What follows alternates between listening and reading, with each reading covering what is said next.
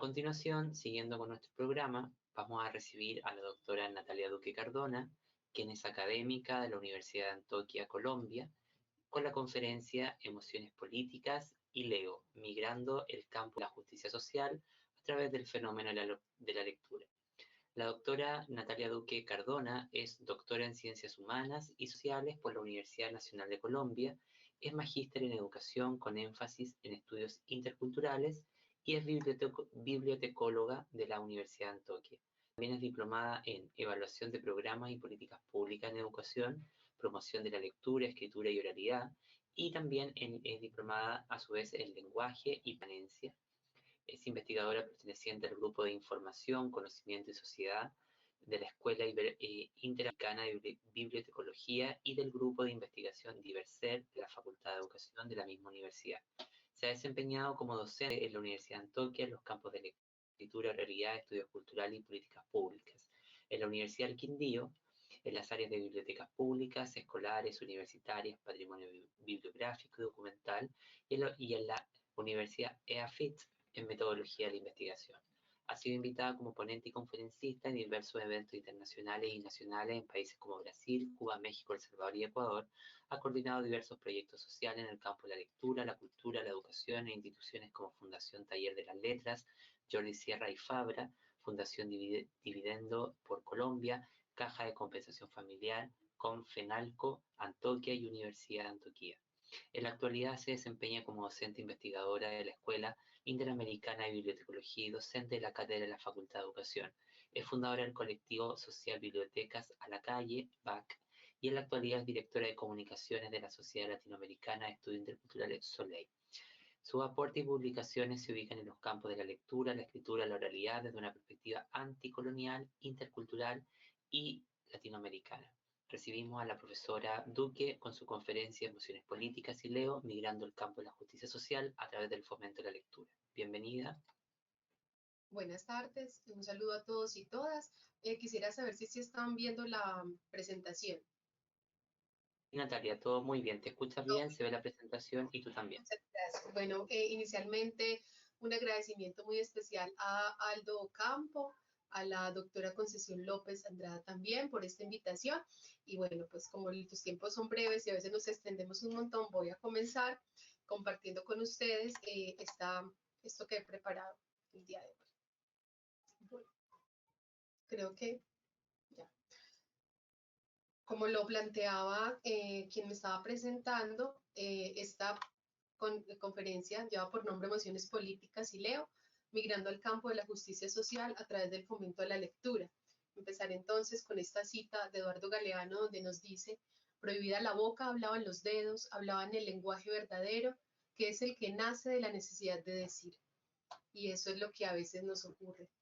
El lugar epistémico para el desarrollo de esta conferencia está situado en un marco analítico intercultural anticolonial que recurre primero al mundo de la vida y seguidamente a la sociología, a la ciencia política, a los estudios culturales, a los estudios de la memoria y a la bibliotecología para plantear la lectura, la escritura y la oralidad, las leo como tecnologías de poder, a través de las cuales nosotros podemos generar en los sujetos y en las comunidades procesos de habilitación política vinculados con sus emociones políticas.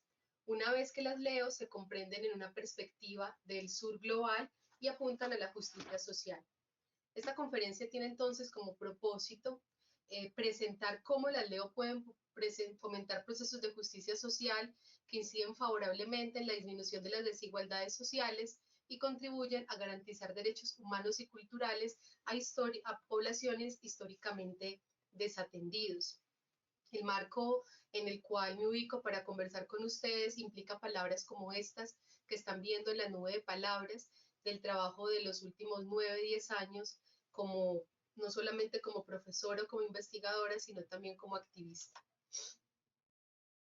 Por traidora, decidí hoy, martes 24 de junio, asesinar algunas palabras. Amistad queda condenada a la hoguera por hereje. La horca conviene a amor por ilegible. No estaría mal el garrote vil por apóstata para solidaridad. La guillotina como el rayo debe fulminar a fraternidad. Libertad morirá lentamente y con dolor. La tortura es su destino. Igual merece ser prostituta del peor burdel. Esperanza ha muerto ya, fe padecerá la cámara de gas. El suplicio de tanta locura inhumana se lo dejo a la palabra Dios. Fusilaré sin piedad a civilización por su barbarie. Cicuta beberá felicidad. Queda la palabra yo. Para esa, por triste, por su atroz soledad, decreto la peor de las penas. Vivirá conmigo hasta el final.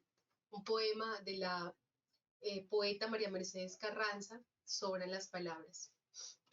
Hay varias opciones para situar la lectura, la escritura y la oralidad en un contexto social. Una de ellas es acogerse a una vasta argumentación y referentes documentales y estudiosos del tema para ocuparse de hablar de estas en relación con una memoria oficial y nacional, europea y anglosajona. Esta en general se encuentra respaldada por un calendario occidental y judeocristiano que ha permitido a la academia hablar de una historia del lenguaje en una perspectiva que sigue siendo hoy día la más difundida. Este ha sido un ejercicio relevante e importante que nos ha permitido comprender una parte de la historia de la lectura, la escritura y la oralidad. Empero, está mutilada, le hacen falta relatos y narrativas no hegemónicas. Una historia occidental del lenguaje no solo deja a la mitad de la humanidad fuera, sino a una parte muy importante de las memorias subterráneas, de estas que con mucho esfuerzo comienzan a aflorar en el campo de los estudios de las Leo, bajo una mirada anticolonial, que como lo propone Silvia Rivera Cusicanqui, ha sido un proceso que viene de vieja data, y no se sitúa en las ciencias humanas y sociales con la inflexión de colonial, sino que viene de antaño, de los procesos de resistencia que históricamente los pueblos de Abya Yala han vivido y continúan viviendo en la cotidianidad. En los últimos 9 años he procurado ocuparme de esa parte de la memoria que desconozco, como bibliotecóloga y mediadora del lenguaje, pues encuentro en ella la posibilidad latente de una visión orgánica y holística de las Leo en relación con mi propia historia y la del territorio del cual me siento parte, Abya Yala. Por lo cual esta charla implica hablarles en una perspectiva del sur global que busca trabajar en una justicia social que el lenguaje nos permite para generar una visión amplia y comprensión del territorio y de nuestra historia. La humana condición está vinculada con el lenguaje, no solo con la adquisición del código escrito. Está imbrincada con la palabra hablada a partir de la cual conservamos nuestra historia. Nos nombramos y nos relatamos como sociedad. Son diversas las lenguas, los lenguajes y las textualidades que hemos usado para conservar la memoria y establecer formas de organización social. Dependiendo del contexto y de los sujetos, las prácticas de lectura, escritura y oralidad son diversas. Pinturas, tejidos, cantos, bailes, manuscritos. El lenguaje hace parte fundamental de los modos y formas que hemos tenido como humanidad para desarrollarnos. De hecho, su implantación como tecnología de poder en la historia de Abya Yala se sitúa en el uso de la palabra y la cultura escrita como tecnologías de poder a través de las cuales se vinculó el saber, el poder y la subjetividad y se generaron procesos de colonialidad, en los cuales se dio la colonialidad del ser a través del saber. De modo particular en el caso de la invasión y saqueo cultural de Latinoamérica, son permanentes los modos en que se privilegiaron formas escriturales relacionadas con el código alfanumérico y se invisibilizaron y censuraron las prácticas propias. Mucho antes del año 3000 a.C., la cultura caral situada en el Perú se encontraba al nivel de pueblos como el egipcio, mesopotámico e hindú. Mientras en ciudades como Egipto se trabajaba fuertemente en la construcción de las pirámides y se consolidaron poblados en Mesopotamia aproximadamente 2550 años antes de Cristo.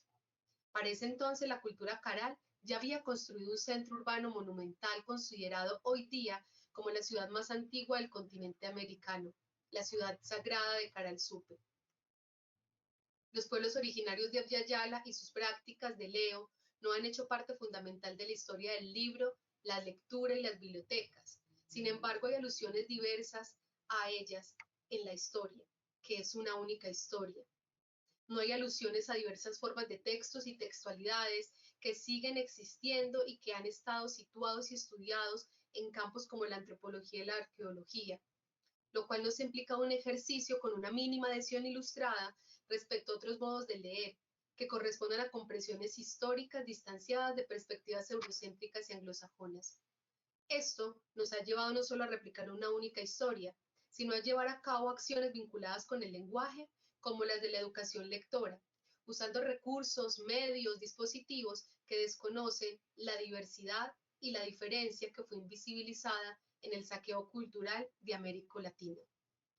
Esta tarea, esto que les comparto, nos ha implicado plantear las LEO como tecnologías de poder, que si bien hoy en día están intencionadas en el marco de valores democráticos, dependiendo de su comprensión, pueden implicar un aporte importante, ya sea a través de ejercicios que favorezcan la justicia social o que disminuyan las profundas brechas de desigualdad de Latinoamérica. La inclusión de formas escriturales como el tejido, la pintura, la danza, entre otras, no implican un desplazamiento de la cultura escrita, lo que nos implican es la generación de retos importantes en pro de la justicia social, que posibiliten el uso de diversos códigos y formas propias de narrarnos, que de hecho persisten y conocemos hoy gracias a memorias subterráneas y ejercicios de resistencias de los pueblos. En los Andes, 500 años antes de Cristo, por ejemplo, la civilización paraca del Perú usaba los tocapus como códigos de escritura. Esta palabra proviene de toca, surgir o emanar, y apu, montaña sagrada. En los antiguos vocabularios quechuas y aymaras parece referirse a ciertas labores de bordado en vestidos finos y trajes elaborados para la nobleza. Vemos entonces que las lenguas y los lenguajes, la diversidad y la diferencia han estado presentes en la historia de Latinoamérica, pero lo hemos olvidado y se han convertido en memorias subterráneas, en memorias que no visibilizamos en las prácticas de educación lectora. Un evento como el que hoy nos convoca, que plantea en su forma de nombrarse la justicia social, la decolonialidad y las políticas de la diferencia, no solo en términos de la categoría étnico-racial, tiene grandes retos y desafíos en la necesidad y el imperativo de plantear y proponer miradas anticoloniales que nos permitan a través de la juntanza reconstruir la memoria con las comunidades y no para ellas, una mirada amplia del campo del lenguaje que es el campo de la vida, una visión que a través de la juntanza nos permita la escucha, la observación y la palabra dulce, hacer de las leotecnologías de poder al servicio del bien común. Para ello es fundamental una mirada diferenciada de la historia, donde volquemos nuestros ojos, nuestros oídos y nuestro corazón a las grandes civilizaciones de Abya Yala. Esta tarea nos implica descifrar lo que son las leo como un ejercicio en relación con la memoria, que nos acerquemos a una memoria cultural latinoamericana y podamos, a través de lenguajes políticos que subyacen las prácticas leo, tener miradas anticoloniales de estas. Las leo como prácticas socioculturales y sociopolíticas, insertas en el mundo de la vida, se mueven entre la historia y la memoria, y se vincula de este modo con el conjunto de creencias y valores de una sociedad. Es por ello fundamental que en esta disputa entre memorias nacionales y memorias subterráneas diferenciemos los lenguajes políticos de las leo que contribuyen a la justicia social en el campo de la educación lectora, de modo tal que nos permitan conocer lo que aconteció en Abya Yala, que ha sido sometida a procesos sistemáticos de violencia política, no solo de las dictaduras militares del Cono Sur, sino desde el saqueo cultural y sistemático que ha tenido Latinoamérica. Un lenguaje crítico emancipatorio de la lectura, por ejemplo, como el que nos propone el profesor Didier Álvarez, mi colega en la Escuela de Bibliotecología, intenciona el lenguaje a la alfabetización crítica, a la alfabetización política, donde las leo pueden contribuir a la justicia social una vez no solo se ocupan del mantenimiento del capital cultural, sino de su reflexión. Se trata de permitir la asunción de la ciudadanía como un acto de cuestionamiento de las hegemonías que han determinado el orden social injusto y excluyente, nos plantea el profesor Didier, y un lenguaje intercultural decolonial que sea una oportunidad para que la cultura escrita no sea la única posibilidad que en las prácticas de lectura-escritura continúe perpetuándose, sino que pueda darse lugar a otras tecnologías de poder que procuren técnicas de emancipación. En la historia de las leo, este tipo de lenguaje ha sido situado en pequeños nichos de resistencia, y estas son las memorias subterráneas a las que me refiero. Empero, hoy la memoria nos da la posibilidad de reivindicar el lenguaje como el campo de la vida, un espacio amplio para la diversidad y la justicia social, una posibilidad para sentir y pensar la vida en el corazón.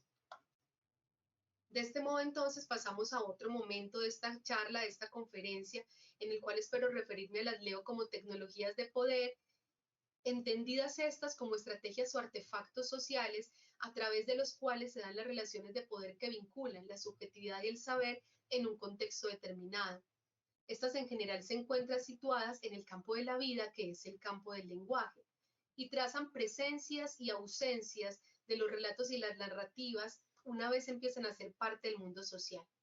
Para el caso de las Leo, estas son una especie de artilugios que en el campo de la vida tejen el entramado social y facilitan el acceso a la cultura, es decir, a la información transmitida por aprendizaje social, como ya lo proponía Mosterin en los 90. Pero es claro que este aprendizaje variará dependiendo del tipo de sociedad que busque instaurarse. Y en tanto, el lenguaje no es neutral y está permeado por ideologías y lenguajes políticos que nos implican mecanismos y técnicas diferenciadas para hacer y estar, mecanismos de desigualdad o mecanismos que apunten a la igualdad y en tanto a la justicia social. Es así como las Leo se convierten en el campo del lenguaje, en las tecnologías a través de las cuales informamos, conocemos lo que nos acontece como sociedad, siempre que sea autorizado conocerlo, siempre que haga parte de la memoria nacional. Sin embargo, lo que ocurre es que frecuentemente en la esfera pública, las Leo no han estado situadas con las memorias subterráneas, sino con las memorias nacionales, y dejan de lado poblaciones históricamente desatendidas, las cuales por supuesto mantienen sus propias memorias. Hay dos palabras que los griegos utilizaban para referirse al tiempo, cronos y kairos. En la mitología griega, cronos es el dios del tiempo real, un tiempo secuencial, la duración. Por el contrario, el kairos en griego antiguo es el dios del tiempo interior de los hombres, el tiempo de los sueños y el espíritu, un tiempo marcado por los acontecimientos, y en tanto subjetivos e intransferibles no podrán medirse desde el cronos. Cuando hablamos de la memoria, hablamos desde el kairos, desde el tiempo de la vida, en contraposición a una historia narrada desde el cronos en un tiempo secuencial. Y nuestro calendario judeocristiano lo que nos ha implicado es una construcción de una memoria nacional marcada desde lo que aconteció en los sucesos que se han transmitido a través del lenguaje, a través de las prácticas de lectura y escritura oralidad. Y esa construcción de un pasado es lo que llamamos memoria, pero en esa memoria en general, en el contexto latinoamericano, no están las memorias subterráneas.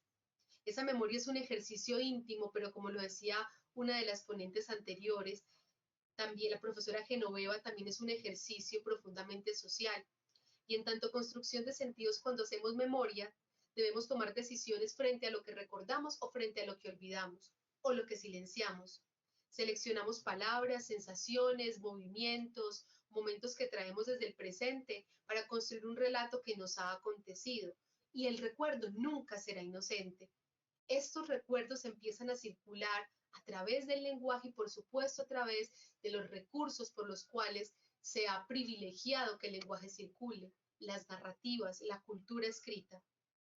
Y es así como podemos ver que se han invisibilizado relatos y narrativas en relación con poblaciones históricamente desatendidas. Como lo planteaba al inicio de esta conversación, están en relación en general con todo el saqueo cultural de América Latina y con todas las dictaduras que hemos vivido en el Cono Sur.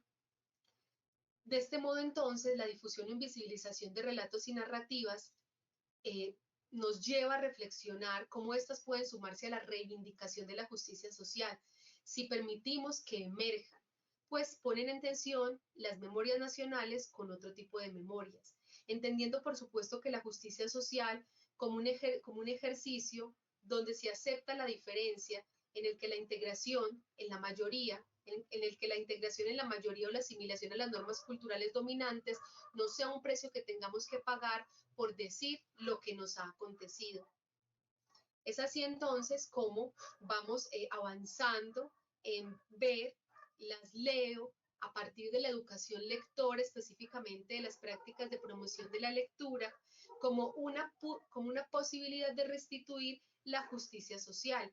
Esto nos implicará relacionarnos con poblaciones históricamente desatendidas y recurrir a un componente del lenguaje que es su hermana mayor, que es la oralidad.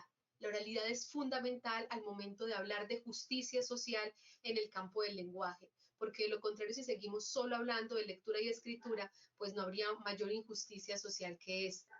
Esto entonces nos va a llevar a poder plantear que esta justicia social puede darse a través de ejercicios de promoción de la lectura que nos van a implicar también hacer un reconocimiento de diversos materiales que a través de su estética y poética permiten nombrar lo innombrable, nombrar eso que nos ha acontecido desde hace siglos y que no le hemos dado voz, pero que desde hace unas pocas décadas han empezado a surgir diferentes materiales, autores y autoras que se han dedicado a poder generar una tensión en el campo de la vida, que es el campo del lenguaje, para nombrar eso que no nos atrevíamos a decir. Si bien la justicia social es un concepto anglosajón, porque yo sí quiero partir de esto, y yo me estoy situando en un contexto que no es anglosajón ni eurocentrado, en este caso entiendo la justicia social bajo una mirada anticolonial que busca explorar relaciones de cómo ésta puede trabajarse en el campo de la educación lectora. Y allí se vuelve importante también plantear que la justicia social en este caso, a la que me estoy refiriendo, alude a procesos de resistencia anticoloniales en los cuales no solamente buscamos reconocernos, sino en los cuales buscamos encontrar formas de nombrar lo que como sociedades nos ha acontecido. En el caso de Colombia, el país en el cual hoy me encuentro, la justicia social no es un principio o valor consagrado expresamente en la Constitución política. Si bien en la Constitución se prevén tres de los elementos que componen la justicia social, como la dignidad, la igualdad de oportunidades, bueno, y creo que también todo el tema de la Constitución de Estados Sociales de Derecho es un asunto ausente en la organización social del pueblo colombiano. Y en ese campo del lenguaje, en relación con la memoria, esa justicia social nos implica el abordaje de estas memorias subterráneas. Nos implica, por ejemplo, como lo plantea el sociólogo sueco Goran Terborn, pensar en mecanismos de igualdad que disputen este campo del lenguaje con mecanismos de desigualdad como son la exclusión, la jerarquización, y por supuesto también el distanciamiento de otro tipo de lenguajes, prácticas y contenidos en la literatura. Todo este trabajo en relación con la educación lectora, la justicia social y la promoción de la lectura puede permitirnos trabajar a partir de emociones políticas, que son las emociones que sentimos día a día, y aportar a esto que Marta Nussbaum nos propone como las capacidades, que serían esos mínimos que tenemos a disposición para vivir plenamente. En la LIC, por ejemplo, encontramos alternativas que narran la vida y su grandeza, así como la muerte. En la poética de estas, por ejemplo, hay posibilidades para insistir en la defensa de la vida. Encontramos palabras para hablar de la salud, de lo corporal, de la vivienda, de la alimentación, pero también del hambre y de la ausencia de un techo. Nos reflejamos en la literatura, en líneas donde nos vemos cara a cara con nosotros y nosotras mismas, con nuestra dignidad. Y por supuesto emergen de esta con la ilustración palabras y sentidos en relación con la imagen y el pensamiento, con un proceso de mediación que nos permite crear y desplegar lo humano, que es poesía. En la literatura infantil y juvenil, por ejemplo, encontramos una poética para hablar de nuestras emociones, nombrar lo bueno y lo malo, sin miedo, con delicadeza, empero con contundencia. El lenguaje nos va a permitir de la literatura infantil y juvenil hablar de la diferencia, insistir en ella como posibilidad creadora de reconocimiento de otros y de otras, de la diversidad, de la tierra, de la Pachamama. Los lenguajes estéticos que encontramos en la literatura infantil y juvenil nos van a permitir jugar, reír, pero también llorar y recordar, para que nombremos lo innombrable y vivamos, por supuesto, nuestra propia vida.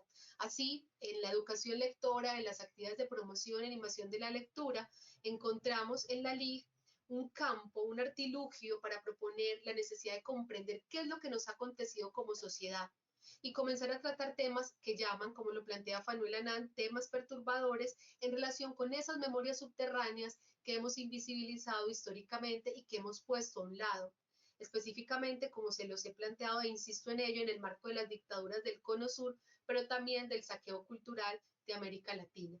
Hacernos de la literatura infantil y juvenil es hacernos de posibilidades para migrar en el marco de un lenguaje político, crítico, intercultural y anticolonial, la educación lectora a la justicia social. Ya llegando al final de esta charla, Entonces vamos a ver un poco sobre las emociones políticas y la promoción de la lectura, ejemplificadas específicamente en una poesía y dos casos en Colombia que les invito a conocer. Esta poesía es de la misma autora del inicio, que es María Mercedes Carranza, y dice: si las palabras no se arrugaran, si fuera posible ponérselas cada mañana como una blusa o una falda, previo uso del quitamanchas, el cepillo y la plancha, si no se pudieran pronunciar ya más, por lo brilladas y rodillonas, si, después de un largo viaje, se botaran como la maleta, tan descosida, tan llena de letreros y de mugre, si no se cansaran, si fuera normal y corriente someterlas a chequeo médico cada año, con diagnósticos y exámenes de laboratorio, vitaminas y reconstituyentes, y hasta menjurjes para la anemia, si las palabras hicieran sindicato en defensa de sus fueros más legítimos y reclamaran indemnizaciones por abuso de confianza a aquellos que las tratan como a violín prestado, si algún día hicieran huelga. ¿Qué opina usted, García? ¿Qué opinan ustedes si las palabras hicieran huelga? Si las palabras nos permitieran nombrar eso que no hemos nombrado, y eso que no hemos nombrado, pero que sentimos son esas emociones políticas. Es eso que acontece en la vida, cómo nos relacionamos con ira, con rabia, con miedo, con justicia, amor, empatía, lo que nos produce estar en sociedad. Estas emociones que acontecen en nuestra humana condición y se van avivando en relación con la memoria, con eso que nombramos, con eso que no nombramos, con eso que nos dicen, han sido trabajadas por diferentes personas. En el campo de la educación lectora creo que más escasamente, pero por supuesto en el campo de la ciencia política, de la sociología se ha hecho. Sin embargo, aquí quiero presentarles hoy dos casos importantes en el trabajo que se viene haciendo en Colombia respecto a la vinculación de la promoción de la lectura con las emociones políticas y las emociones políticas de la violencia política y la memoria, y es el caso de Memoria de Elefante y el caso de Cuento para no olvidar. Memoria de Elefante Profesora es... Natalia, disculpe que le interrumpa, nos quedan 3 minutos para acabar con su conferencia. Memoria de Elefante es un programa que surge en el marco de la Maestría en Ciencia de la Información en la Escuela de Bibliotecología, enmarcado en una propuesta del colectivo social Bibliotecas a la Calle, y se ha realizado como un trabajo de memoria y de reconocimiento de esas memorias de la violencia política a través de muchos de los materiales de literatura infantil y juvenil que ustedes veían hace un momento. Se ha trabajado hasta el momento con la Biblioteca Pública Luis Carlos Galán Sarmiento en La Hormiga Bajo, Putumayo, Colombia, y se piensa seguir proyectándose. Entonces yo los invito a que puedan estar allí muy pendientes, porque lo que se ha hecho es aproximarse a esos hechos de violencia política a través de prácticas de fomento a la lectura. Y está también Cuento para no olvidar, el cual es una derivación del proyecto de investigación narrativa testimonial de políticas de la memoria y subjetividad en América Latina, donde van a encontrar, además de ejercicios de memoria, una caja de herramientas y recursos entre los que se destaca la literatura para resistir la vida. En ambos ejercicios, la poética de la LIG permite que las memorias subterráneas sean nombradas, posibilita una mirada amplia de las leo como tecnologías de poder que migran al campo de la justicia social. Una educación lectora tiene un sentido claro que se dignifica en la memoria, en la vida y en el lenguaje cuando permitimos que las memorias subterráneas emerjan. Cierro entonces con esta frase que lo planteaba al inicio de Eduardo Galeano, y es que cuando nos prohíben hablar, hablan los dedos, habla el lenguaje verdadero, que es el que nace de la necesidad de decir. Y es esa necesidad de decir la que hace que las leo sean las semillas para cosechar mejores versiones de nuestra humana condición y de embrotes de una sociedad donde la dignidad se haga costumbre, como nos lo decía Jacinta Francisco. Muchas gracias a quienes se conectaron, a los 66 personas que están aquí, y nuevamente mi agradecimiento a Aldo y a Concepción por esta invitación.